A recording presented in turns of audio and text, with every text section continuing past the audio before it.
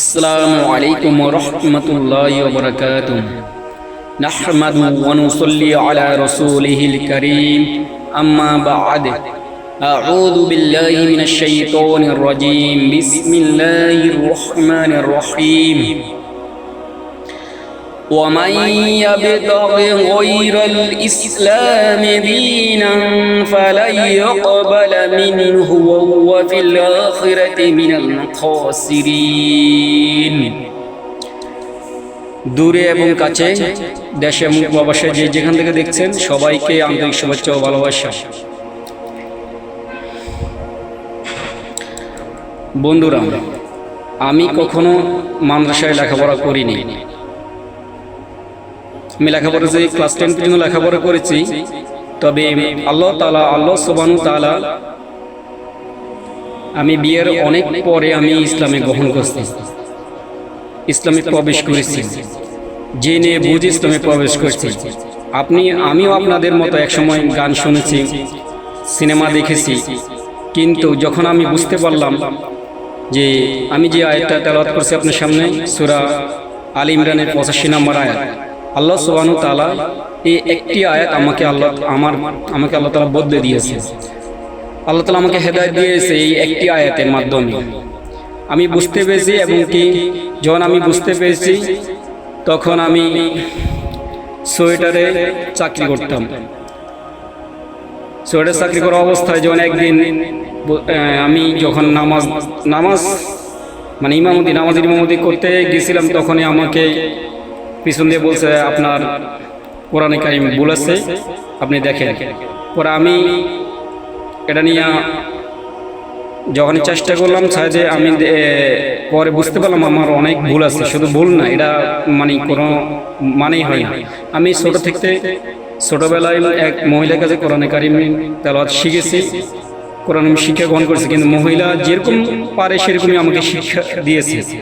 কিন্তু আমি পরবর্তীতে যখন আমার ভুল ধরা পড়লো, তখন আমি যে অফিসে চাকরি করতাম সেই অফিসে ইনচার্জকে বলেছি আমি 7টার পরে আর কখনো আমি এখন পর্যন্ত ডিউটি করবো না। আমি 7টার পরে যে ঈশার নামাজের সময় আমার কোরআন কারিম শিখতে হবে।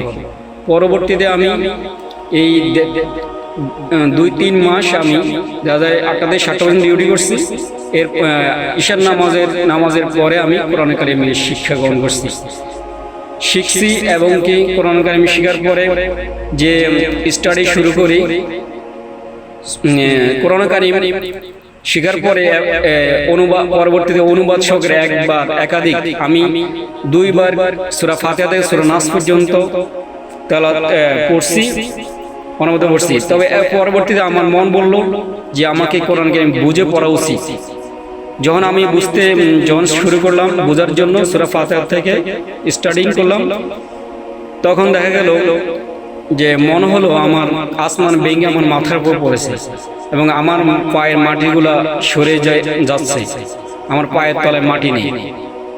তখন আল্লাহর প্রতি ভালোবাসা আরো বেড়ে গেল, এবং কি আল্লাহর যে কঠোর শাস্তির কথা বলা হয়েছে কোরআন কারিমে, সেটা আরো আল্লাহর প্রতি অনেক ভয় জন্মেছে অন্তরে।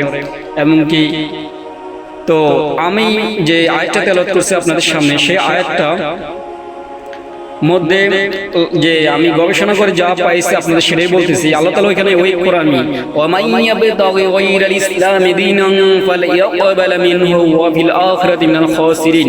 আল্লাহ তাআলা বলেন, ইসলাম ছাড়া যে অন্য কিছু তালাশ করবে, অন্য কোনো মতাদর্শ, অন্য কোনো ধর্ম, অন্য কোনো দিন, অন্য কোনো